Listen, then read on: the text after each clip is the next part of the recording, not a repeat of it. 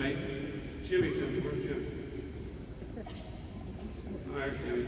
All right. The guy who played defensive back this year, majority of the season with a broken, taped up handle like a club, still came up with a bunch of tackles and somehow a couple of interceptions as well.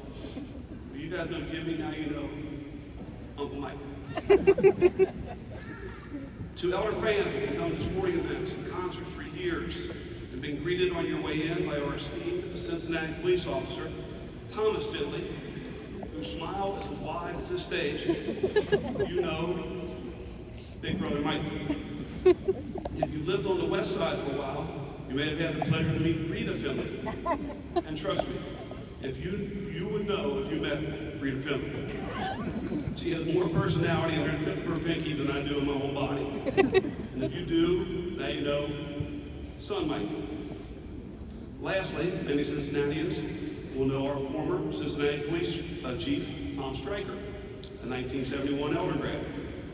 As Mike married Chief Stryker's daughter, Katie, in 2003, now you know son-in-law Mike. But enough of those introductions. All of you graduates tonight have a story how you got to this point right here tonight. And you have another story, as we just talked about, that's yet to be written on what's going to happen next. I would briefly like to tell you about our guest speaker's story on how he got to Elder High School graduation back in 1989, and a little bit about what happened next. Well, many of you grads spent your 7th and 8th grade years doing the normal grade school stuff, anxiously awaiting moving on to high school. Mike's 7th and 8th grade years at St. Dominic were very different due to a diagnosis of cancer, specifically non-Hodgkin lymphoma. Mike's junior high years had him in and out of the hospital quite regularly as he required several surgeries. Fortunately, through the treatment he received, his mental and physical toughness, and his determination to keep up with his schoolwork during those very difficult days, Mike beat the cancer and was able to start Elder High School with his classmates in the fall of 1985. Over those 4 years, Mike was an honor roll student most of the time, a member of the German club, poster club. How I got the pleasure of meeting Mike was through the basketball teams. Mike's freshman coach was Dan Fleming. I coached him on the JV level, and Mike played for Coach Fry on the varsity. With a game home at the courts of Delhi Park, Mike was one of those players everyone, except maybe Zach Goodacust, would have hated the guard as you played against him. You just couldn't keep in front of him. He was as quick as a cat, all kind of dribble moves and fakes. If you backed up to give him a little bit more space, he'd just pull up and hit a left-handed jumper right in your eye, give you a little wink, go back down the court on defense.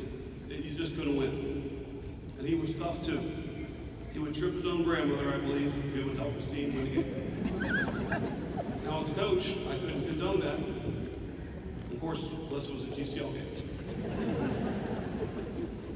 Mike was a very good player, good teammate, important part of GCL championships on all 3 levels. After Elder, Mike received his Bachelor's of Business Administration right here at Xavier University in 1993. He earned a master's degree in sports administration at Ohio University in 1995. He then began his business career working for the Atlanta Committee for the Olympic Games, which hosted the 1996 Games. With a sports marketing background, he next worked for a sports marketing company that managed the World Tennis Association. And by 2004, he had ascended to the position of tournament director for the Family Circle Cup and general manager of the Family Circle Tennis Center, overseeing all aspects of the business, including hosting the Davis Cup. That same year, 2004, he was named one of the top 40 under 40 individuals in South Carolina by the Charleston Business Journal. Fueled by his continued success and entrepreneurial spirit, Mike launched Finley & Associates in 2006. His company, which focused on buying and selling global construction equipment, flourished, selling equipment to over 50 countries worldwide. Since then, Mike has started 2 other businesses tied to the heavy equipment industry, 3M Iron Equipment and Iron Auction Group. Mike is the CEO of 4M Iron Equipment, which is the largest used equipment dealer in the Carolinas, with sales teams in 7 states.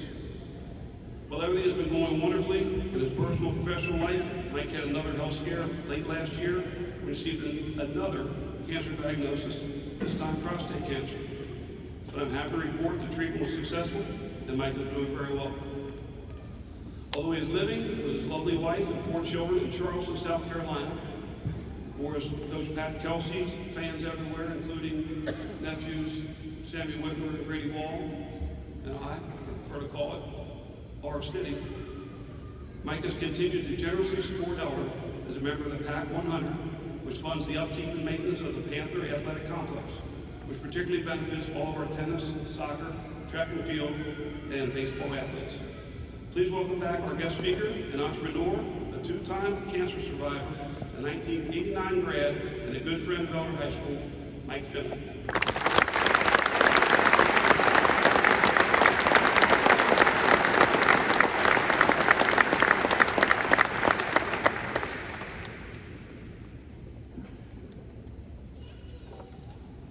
Thank you, Coach. Many of you may not remember Coach Schoenfeld when he was a 6'3", 177-pound guard here at Xavier University. He will go down as a Hall of Fame coach, but also someone who has maintained that 177-pound frame his entire life. Good evening. Let me first thank the Elder administration and faculty for inviting me here tonight to honor the men of Elder in its 101st graduating class. It's truly an honor to be here. There is no place like home, and it's nice to see so many familiar faces, including family, friends, and classmates.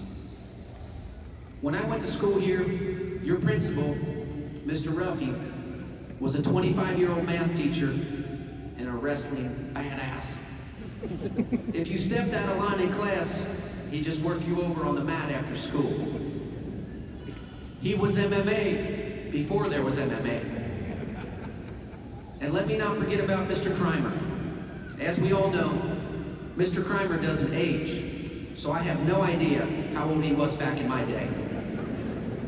But I do know this: I have never seen a more committed person to helping students and the mission of Elder. There is no better role model for you graduates. When Kurt first called me earlier this year, I started to put together remarks for this event. And it reminded me of my time working in corporate America. Thank goodness that copy ended up in the trash can. I then reflected back on my younger years and thought about what would best benefit these graduates sitting here tonight, from the heart.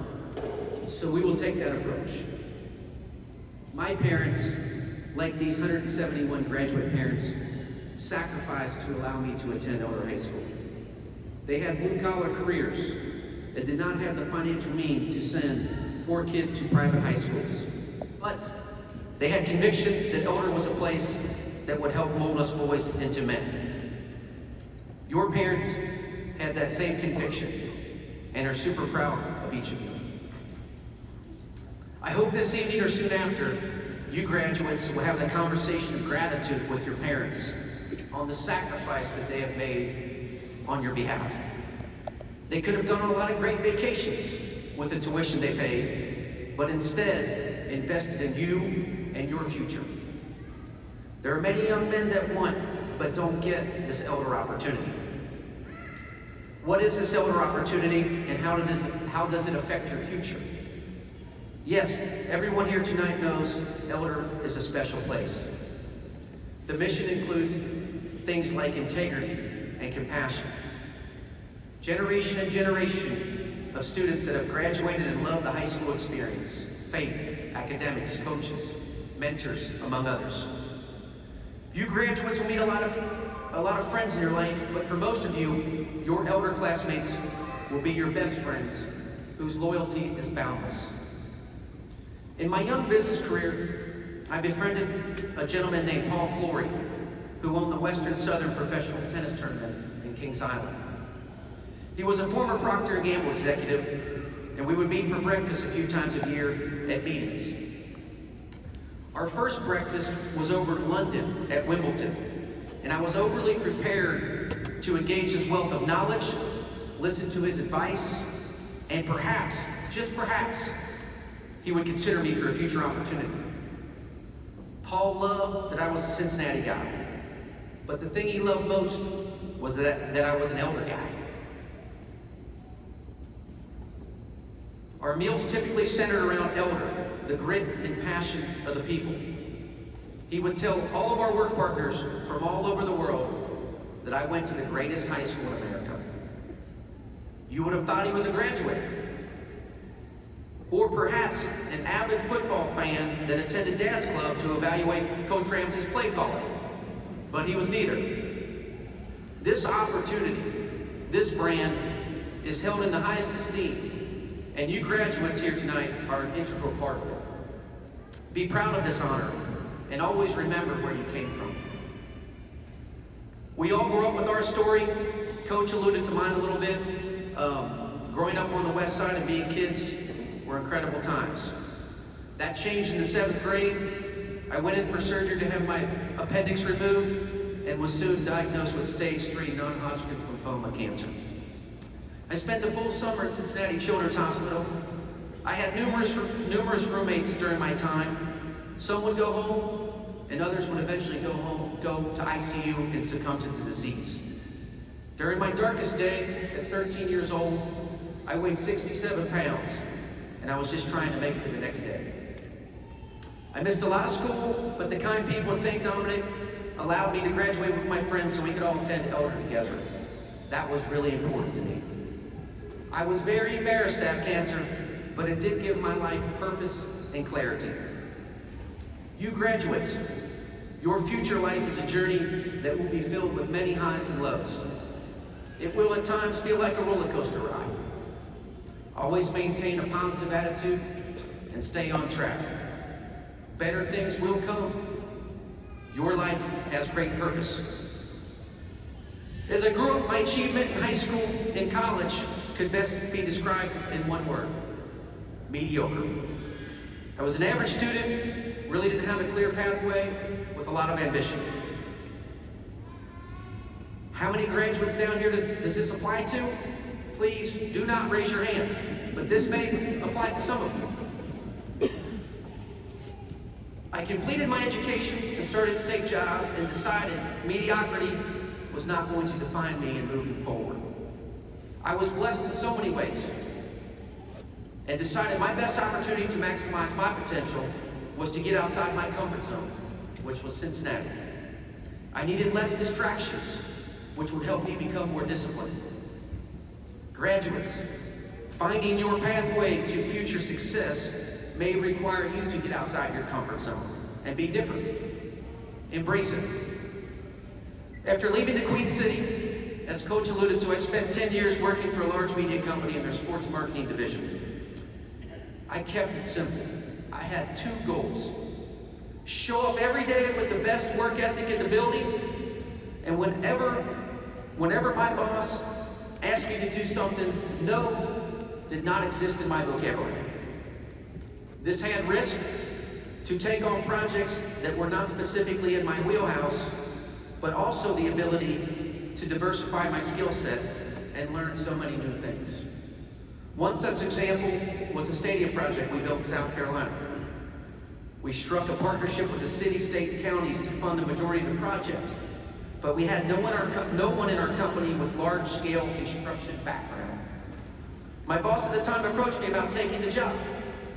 I obliged, but didn't have a clue about what I was getting myself into. Looking back that year, I worked 362 of the 365 days, as the project had a stringent deadline. The lesson I want to share with you: seize opportunities and trust yourself. You have to be aggressive. Nothing in life is given, everything is earned. There will be times in your future where you may have to take risks. Ironically, my time in this industry came to a conclusion. We were purchased by another large media company, and the new owners wanted their own leadership team. I received the company severance package, which was a nicer way to tell me I was fired. My mom, who is somewhere out here in the audience, to this day still has not accepted the fact that I was canned. But we all know moms are a little overprotective of their boys. It was my corporate America introduction. I was hurting inside and felt like a failure. But getting fired ignited an inferno inside of me. I was pissed off, and it taught me to not let anyone control my future and my career. I took the leap of faith to change careers with a goal to company ownership, and landed in the construction industry of all places. You graduates will fail at things as you move forward. Embrace these failures, as they are part of the process. Your future will require resiliency. What other advice can I share with you graduates tonight? First, be your own advocate in your career pathway and in every facet of your life. The world is quickly changing, and so many parts of our society are overwhelmed. Number two, engage a mentor for advice. When faced with important decisions in life, confide in trusted people. Look around this arena. Do you realize how many alumni and others here tonight that are willing to give you time, encouragement, and advice? Number three, the real world is much different than us.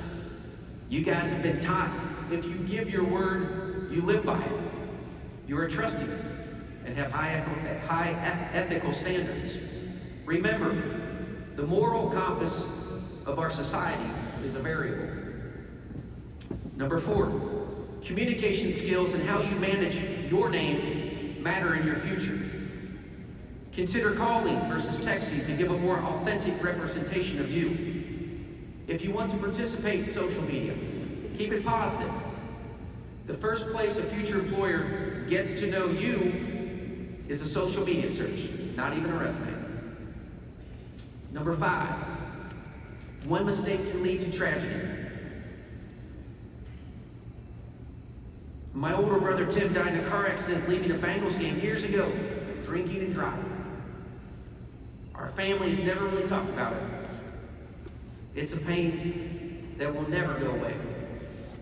These things are real. Young men feel invincible at times, and one mistake can change it all. Number six, never forget the faith-based education that Elder has given you. It means so much more than what you realize sitting here tonight. Life has challenges. Look to God for answers and make Him a priority, and continue to give back. So, what does your future look like? Here's what the world tells us about your generation, Generation Z. They want to work enough hours to pay the bills. They like to drive a nice vehicle. They prefer to rent an apartment or home versus investing in buying one. They want to work remotely and have a flexible schedule. Graduates, I want you to consider this. Put the time and hours in to excel in whatever endeavors you pursue. Don't worry about what car you drive. Buy your house and invest in real estate, and work with a plan to eventually be your own boss. I wish all you graduates the best of luck. Remember, the harder you work, the luckier you get. Welcome to the Brotherhood. Altiora, and thank you.